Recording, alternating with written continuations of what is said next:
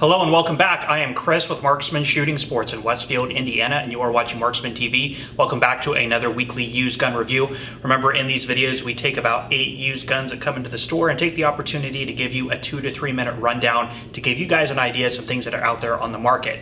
Keep in mind, the point of this video is strictly to be educational. We are not making this video to sell you anything. Nothing in this video is for sale, to keep in accordance with YouTube's policies. Anyway, guys, if that all sounds interesting to you, please stick around. That's coming up now. Alright, remember the format of this video is we start off with the ones that are most common, and then we'll move through the ones that I have seen the fewest of in here as used firearms. Anyway, guys, let's go ahead and kick it off. First up, I have the very popular and often seen Smith & Wesson M&P Shield. Now, this is a first generation. You guys have seen many different shields on this channel in many different configurations, variations, 2.0, the Performance Center. This is the one that sort of started it all. The shield would come out as part of the M&P line from Smith & Wesson in 2012. They offered it in 9 and 40, 9mm, of course, being the most popular and the most common that you see today. Now, several years later, they would come out with the 2.0, and they would offer it. Actually, it was the 45 chambering of this was really a 2.0, but that predated the official launch of the 2.0 series, which is where they would basically change the texturing of the grip to more of a sandpaper type feel. They would put front side serrations. They would change up the trigger a little bit, and then they would add about $100 to the MSRP, and that's when it first launched. We noticed in our store that the 2.0 sales were not nearly as good as the first gens. In fact, when the 2.0s came out, the first gens dropped in price by a pretty considerable amount. If you guys might remember, there was a point in time where you could get these. It was actually back in about 2017. You could get these brand new with a rebate. You basically were down to about $270. So for the price, this is actually a phenomenal defensive carry package. As many of you guys know, I personally carry a M&P Shield. It is my concealed carry firearm. Even though I am a self-proclaimed Glock fan, I love Glock products. When it comes to the single stack concealed carry realm, I do prefer the Shield over the 43 and the 43X, just what I'm most comfortable with. The biggest complaint that you would get on these is the trigger. It's a little bit gritty. That was one thing that they tried to update on the 2.0. They did also put an over travel stop back here. There's a little one down here in the trigger guard anyway. Characteristically, it was a little bit different than the standard M&P line that it became a part of. There was no interchangeable back straps. Came with 2 magazines, a flush fit, and an extended. This one just has its flush fit mag in it, which would put you at 8 and 7 rounds respectively. So really, really good option, especially if you could pick one of these up used under normal circumstances. Typically, you find these used for about $150 to $200. I know right now things are a little crazy. You know, everything up used is up by about 40% right now. So right now these are going in the high 2s just because of the times. But, you know, again, if you wait a couple years or a year for everything to sort of settle back down again, you should be able to find one like this in good condition for about the about the $150 to $200 price point. For that money, it is an excellent concealed carry package. I am a huge fan. Definitely something I recommend you take a look at if you see one. Okay, up next I have a Smith & Wesson. Again, this one here is a model 22A-1. Now this is a 22 LR target pistol. Magazine releases right here on the front strap. This one here has 2 magazines, which is what they came with, new 210 round mags. Now, the story on this is a little bit interesting. Smith & Wesson did discontinue this model in about 2015 and now produces the Victory model, which is their main headlining 22 target handgun. This one did not really get a lot of following and a lot of acclaim in the handgun community, especially in the 22 target community. Most people opted for things like the Mark series from Ruger or the Buckmark series from Browning, and these are pretty well ignored, mainly because there were some reliability issues, some accuracy issues. Just people in this community were not too excited about these. Now, these would release with an MSRP of about $350. Typically, you find them new for about the $300 mark. Used actually did not maintain a lot of value, typically around the $200 to $250 mark. Now, right now, of course, with prices elevated, you typically find these used for about the $300 mark right now. Also, being that they are discontinued and are no longer produced, there is going to be a little bit, a very small amount of collectability with Smith & Wesson collectors. So These are pretty iconic for a couple reasons. Number one is the full integrated rail up at the top. So if you want to put any type of optic or a red dot or anything like that there, you can. And it is a full alloy construction, which encompasses a steel barrel. This is a hammer-fired straight blowback pistol design. I mean, very, very straightforward, very basic, really nothing else really exciting to say about it. But if you do see one, again, because they are going to be a little bit more difficult to find over the years as opposed to things like the Victory, which are out now. If you do want something to put into your Smith & Wesson collection, you just want to have it to fill a gap.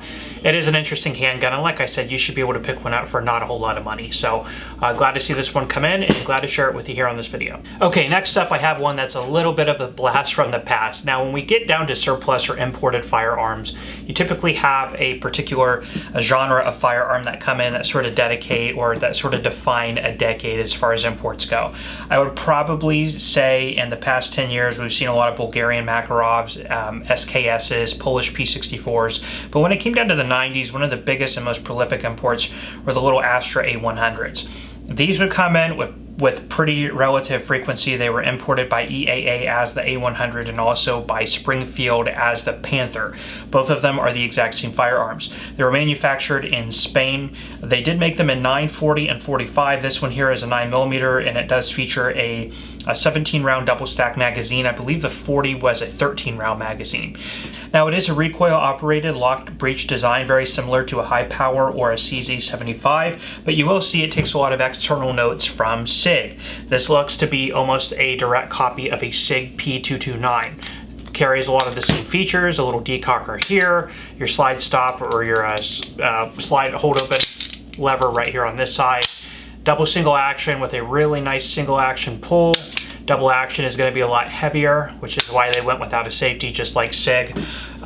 When these were coming in, you could get them for about $150. Now, because these were brought in for such a long time, I do see a pretty good fair amount of these in my store. In about the past 6 years, we've had maybe between 5 and 10 of them. They are very good sellers. Like I said, they are excellent handguns for the money. Typically, you find these used for about the $250 mark. Right now, they're going about $50 to $100 higher just because of the time. So under normal conditions, if you find one of these for about $250, they are a really, really, really good firearm. Honestly, very close representation, like I said, to the SIG P22 series, more effectively this one, the P229.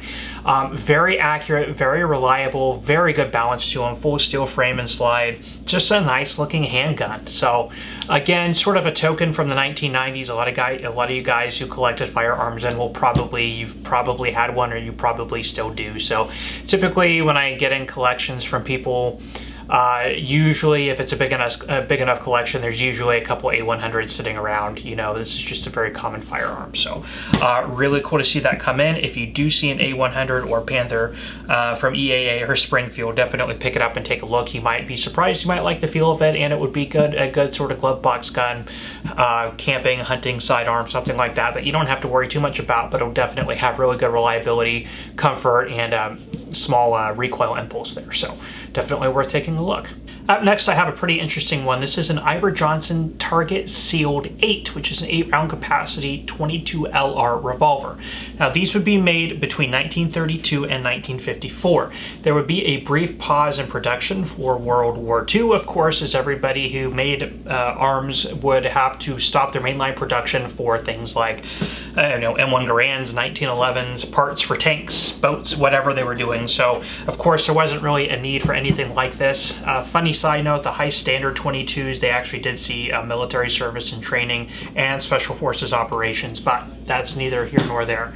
Now, the first variation would be from the beginning of production in the early 1930s up until about the start of World War II.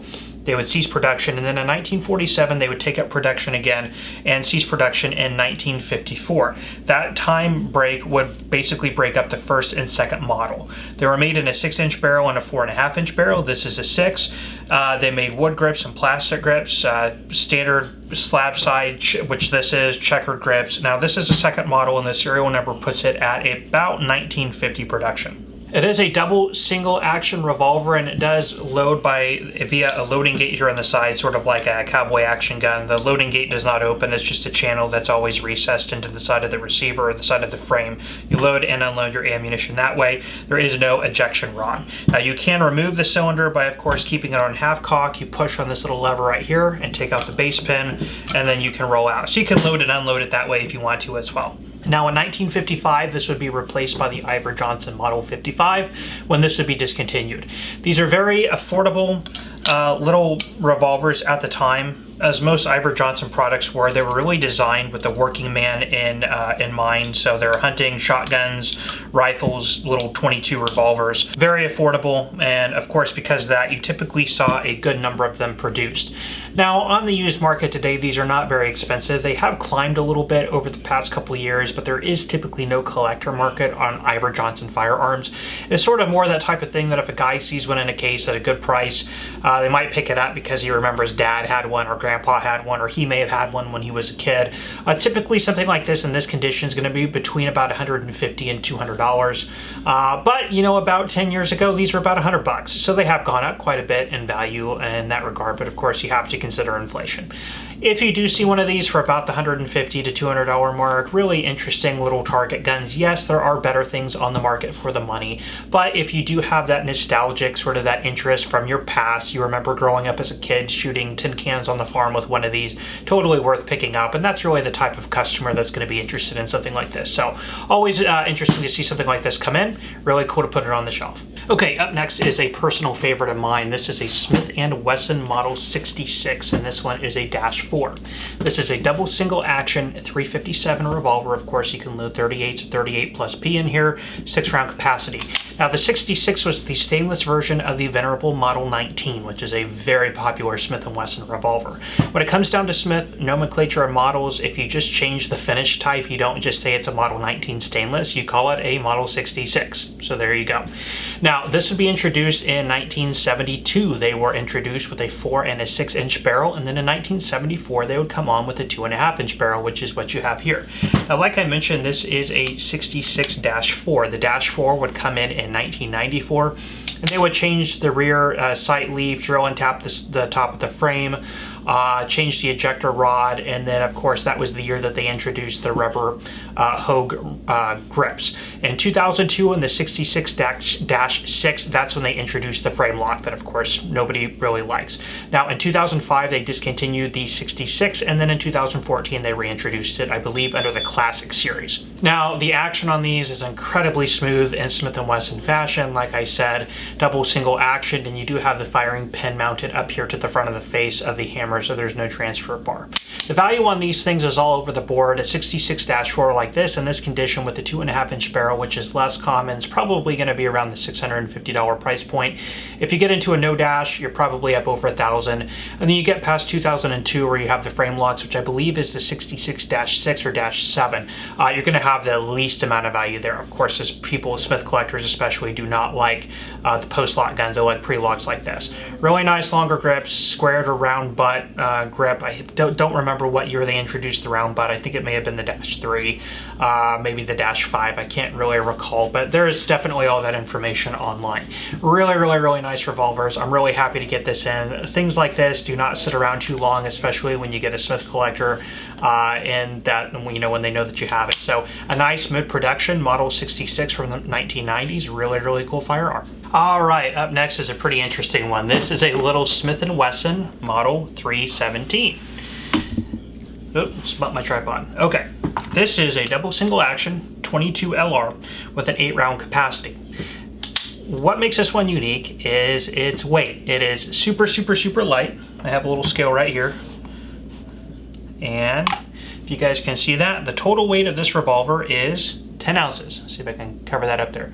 It is remarkably lightweight for what it is. Even when the customer brought it in and handed us the box, I actually at first thought it was an empty box. I thought that maybe he just had the box, was handing me the box, and he was going to pull out the gun separately. This is probably one of the lightest weight revolvers on the market. Now, the kit gun concept, which basically is what this falls into, is Smith & Wesson came out with this line in 1953 with the model 1953 being the main precursor or the main headliner of the kit gun concept from Smith & Wesson. In the interwar period in about the 1930s, it was pretty popular that people would have, go hunting, hiking, camping, spend a lot of time outdoors, and what they had was called their kit, and the kit was basically all their survival equipment that would be inside of it, and in every good kit there was a kit gun. So Smith & Wesson came out with a lightweight variation, like I said, the 1953, that would serve the role of the kit gun. As time would go on, steels would be replaced with alloys with titanium, and that's basically what this is, a mixture of titanium and alloy, which gives it a ultra super lightweight. I mean, it almost feels like a toy. It feels like it's made of plastic. It's remarkable how lightweight this is. Now, the previous owner on this put a set of Crimson Trace laser grips on it, which are actually pretty interesting. Really nice and good feel. Now, a very heavy trigger pull. It's actually very, very heavy, and of course, that just makes it a little bit safer to carry if it's your backpack or a camping gun. Really nice, even if you're not into the outdoors. If you're looking for something as a defensive carry in 22, something that's easy to carry, very light, fits in the palm of my small hands, and is also going to have a pretty minimal recoil impulse, this is something really cool to look at. Now, price points on these are actually a little bit high for what they are. On the used market, you're seeing these sell between about the $600 to $650 mark in good condition. Now, this one does not have its original grips, which is going to knock its value, but still a pretty coveted, interesting firearm, and they tend to do pretty well. And this is actually the first one I've ever seen in here. So really cool firearm. Happy to have that on here for you guys to take a look at, and excited to put this on my shelf. Okay, up next is a pretty cool one that I have never had in use before. I have had one new though, but this is the Savage Model 10 Ashbury Precision in this Plano hard case. I'm gonna go ahead and get it out of here and be right back. Okay, so the Savage Model 10 Ashbury Precision.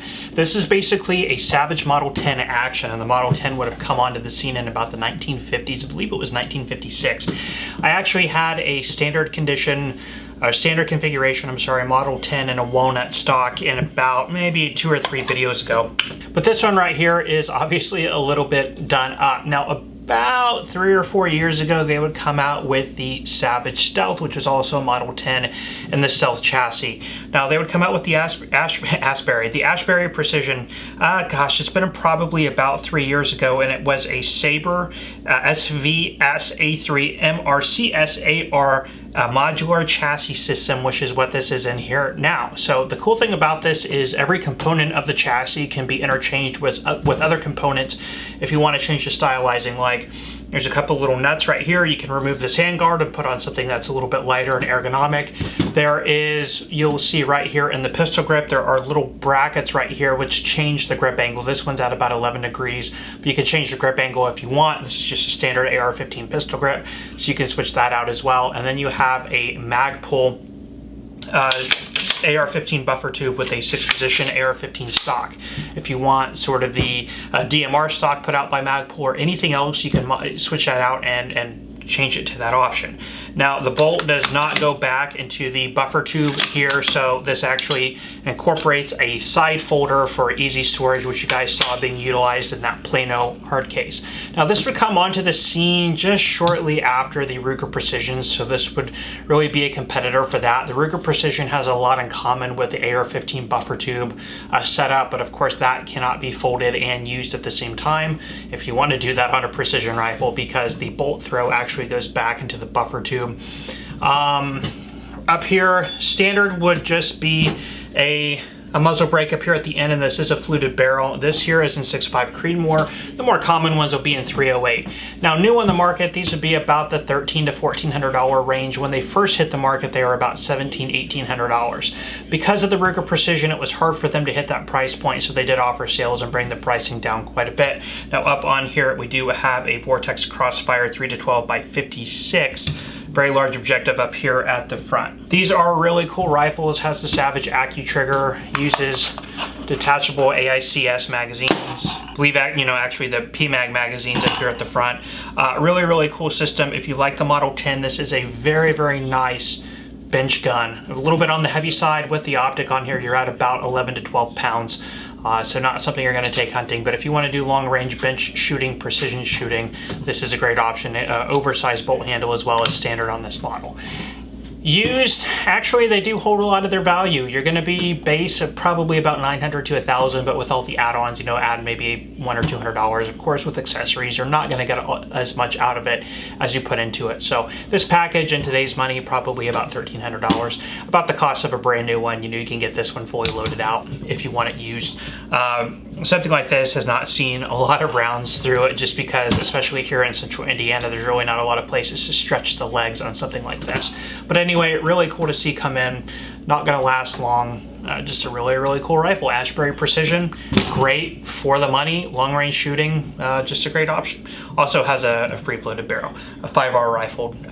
By the way, I do have a long form video on this compared to the Ruger Precision. If you want to watch that, I'll leave a link down in the description. All right, last but not least, I have a very popular one. This is a Colt Detective Special. Now this would come onto the scene in 1927 and would stay in production until 1995. So quite a long production run for these. Of course, they would fall out of favor towards the end of production against things like the Smith & Wesson J-frames. The Model 36 was one of the leading competitors to this, which would be at a more affordable price and a little bit of a more modern and robust design. Now at the time, the Colt Detective Special, of course, it would come into its name that it was really intended to be an ancillary sidearm for law enforcement, and of course did very well and was very popular in that role with law enforcement and private citizens as well. Now the term snub nose revolver, as many of you know, actually started with this gun. This was the first modern swing out cylinder with a short, this one has a 2-inch, or they had the 3-inch barrel, and it got dubbed the name the snub nose, and it all began right here. Wood grips with a nice squared butt down here at the bottom, nice high gloss, or a high polish, blued finish, and the action, of course, is very smooth. Now being a concealed carry, the hammer pull on this was a little bit heavier than other production offerings from Colt, and that was just mainly a safety factor, but you could stage the hammer so easily right there and then go into a nice clean pull. Of course, you could go in single action as well. Very simple size, a rear gutter with a front post, and a 6-round capacity, like I said, swing out cylinder and 38 special. Now these would also be chambered in 32 new police and 38 new police, but of course the 38 special is the most common. Now this particular one was made in 1959, so right there in the middle of production. And that's basically all there is to be said about it. Now, when it comes into pricing, the pricing on these things is all over the place. Something like this, which is in about 90% condition, there's definitely some holster wear and things like that, which is going to be pretty common on a Colt Detective Special.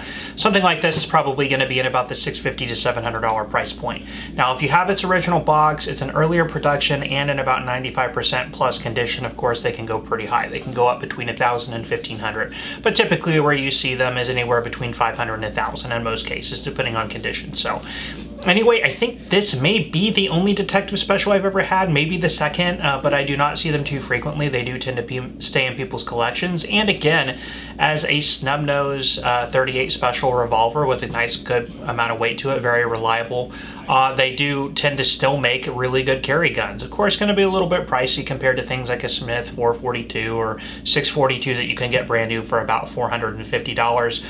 So it is, again, a little bit on the higher collectible side, but if you like the classiness of a retro Colt Detective Special, then this is definitely a cool way to go. So anyway, happy to get that in. Anyway, guys, that is all I have for you today. Thank you so much for stopping by and checking out this video. If you enjoyed, please let me know by hitting the like button. Please also consider subscribing to my channel, as we do post these videos every week. If you have any questions, please leave those down below. Anyway, guys, I'm going to sign off with you there. I am Chris with Marksman Shooting Sports in Westfield, Indiana. You are watching Marksman TV, and I will see you next time.